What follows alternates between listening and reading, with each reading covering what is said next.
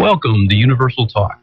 On today's show, we ponder the financial outlook for 2010 and who are the true key players in global economics. Let's present the case. First, we must consider economics as a whole and ask some serious questions like, why are we not all allotted free energy, food, clothing, and other necessities as a birth-given right to this planet? Why do we actually pay taxes? Why are there such things as taxes and interest? What if humanity was actually run by only a few elite families? What if that is why we can never seem to get ahead and continue to fall into the same pitfalls over and over? What if we were all like little worker bees, just seemingly trying to work and get ahead, but with each hour worked results in money generated but directed to the powers to be, and allowed the rich to get richer and the poor to stay right where they are?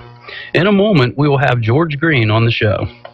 George is a former investment banker, registered financial principal with the NASD, and a broker-dealer. He is a securities underwriter, real estate developer, insurance broker, and publisher of Handbook for the New Paradigm, written by the ETs.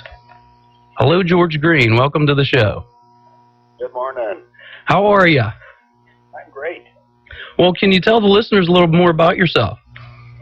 Well, you pretty much gave a summary of all that, except for the game of Monopoly, which I got involved into when I was pretty young, which basically involved finding out what money really was, and also the players that play with it. And I got to a position of a lot of power because I had a lot of money. I ran around with the guys that are planning on taking over the world. Well, that resulted in me started analyzing everything that you were just talking about. In other words, what is money? Believe it or not, they don't have a definition of it. They just, if your listeners would just contact the United Nations and ask them for a book called Systems of National Accounting. That's the accounting book for the International Monetary Fund and the World Bank. And in it itself, they tell you that they don't have a definition of money. Wow. So that it was one of the strange things I looked at. Right. That's only because they were coming after me for selling money. Well, if I was going to sell something, then I have to have identification of it. So I finally got the state of Colorado, where I was at, to issue me a license to sell money. And the precariously position of that, I would sell money to banks. You know how you right now the banks tell you, come over and put your money in here, put your $10,000 in here. We're going to pay you 1.5% interest, right? Mm-hmm. And meanwhile, inflation's in the real rate of inflation is probably closer to 10%. So if inflation goes up 10% and they're going to pay you 1.5%, you've lost 8.5% right away, haven't you? Right. In the same period of time. So no matter what happens, you're in a losing game right at this minute. Now the plans, because I run around with these guys, was set into motion because some of the meetings I set into says, what's the number one problem around the world, Joe? For yourself, you can understand this, right? Mm-hmm. The number one problem. A, we have too many people. Right. That's what they said. Right. Well, and most people will say, okay, that's right. Well, there is a group of people that got together, and I sat with some of them. We're talking about how to reduce the world's population.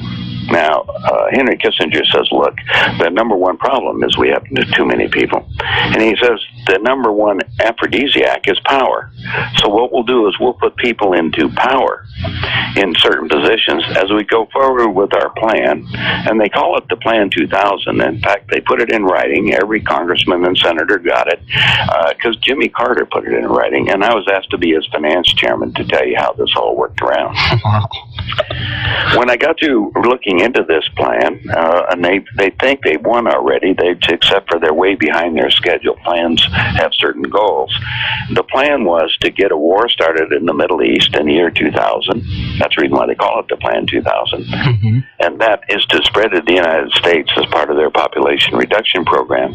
Meanwhile, the money that we have is all fiat. It's all paper. Doesn't mean anything. It's just something that we've agreed to use to keep track of the exchange of goods and services. That's all it is. Right. Meanwhile, we have given everybody the idea that you're going to be taken care of in some way. So you're going to have, and if you don't do it, we'll tell you how to do it. Like I put it into pension funds or put it into your retirement accounts and all these things. And the only place that they can put money into is, quote, is real estate and securities or the stock market. Now, the stock market's a gambling casino. You're probably aware of that. Right. Now, the stock market is totally rigged at this minute. They have 1 million computers out here all over the world now that just breathe second by second to watch any movement of the stock, and the computers themselves are triggered to buy and sell stock. So maybe you see in 5 minutes or 10 minutes enormous amounts of trading that's going on. That's computer generated. Now, in order to protect the public, to keep them asleep, what they do is they have the Federal Reserve, which is a private bank, has 8 members on the floor of the stock exchange. They call them the plunge committee. And that the idea is if it starts to plunge too fast, they can go in and buy, 1,000 shares of some company in order to prevent the continuation of the plunge, so the American people don't run away, if you want to call it, and dump all the stuff that they have. Of course, my advice to everybody right now is get out of the game. You don't have to play it anymore. I see. So get out of the stock market. Unfortunately, most people's retirement accounts are all in the stock market, and the whole thing is rigged. The whole thing is set up in order to take care of this, what they call sheep, if you want to call them, the people out here that are being led to slaughter currently. Now, that's to give you an... Now, this is a world situation. It's not just a meltdown for now. It's the entire world's involved with this thing. Meanwhile, the dollar is basically the same as what the rest of the world... I do a lot of world traveling. United States is becoming the most hated country in the world. And so if you're going to travel someplace, you call your travel agent and ask them to go to where the country that hates us the least. Because that's basically what is going on right now. And it isn't the people in the United States. It's the dollar, because we have created this incredible society based on debt. We borrow money from this created entity, the banks, the Federal Reserve, which is the Federal Reserve allows the banks that are sitting, they become members of the Federal Reserve. So it's a big franchise. It's like being a Western, franchise of Best Western or McDonald's or any of them. Mm-hmm. You buy a franchise. Well, the franchise in the banking business allows you to create at least 10 times your deposit base out of thin air and loan it out. Well, there's no way that the little guy can compete against that. Meanwhile, you did mention something as a lead-in. People go to work and they pay taxes. Well, constitutionally wise, the Constitution says that you shouldn't have the withholding tax is really not subject to income tax. And as Aaron Russo did in his video from Freedom to Fascism, he's got them to admit that 100% of that money goes to interest to pay the Federal Reserve, this private bank. So that makes you feel real good. All you're doing is working to pay interest to the bankers who created this firestorm that's happening to the collapse of the United States right now. Right. Wow. So ask me a question. Well, who really runs the planet? Well, it would be, if you want to come down to it, I would say today it's run by the BIS. That's the Bank of International Settlements in Switzerland. The Swiss, as you know, have always been in the money game, and what they do is keep track of the exchange of different currencies at all times. They got computers generating that. And what happens is that family, which controls that, really comes back to the Rothschild Money Trust, if you want to look at it, which controls about 85% of the world's wealth.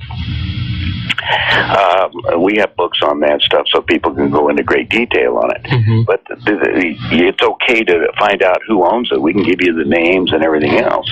But at this point, there's nothing you can do about it, because not only do they control the country, they control the court system, they control the legal system, they control everything that you have right now, including the type of food that you eat and everything. Right. The individual who wakes up to all this starts to identify, well, wait a minute, they're They're trying to kill us by all means necessary, and that's basically what the goal is.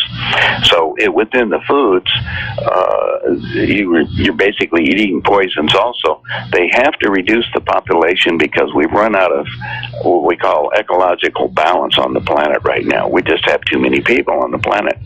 And the goal is to reduce it down to what the extraterrestrials say that the planet was engineered for, which was 500 million people. They actually built the monument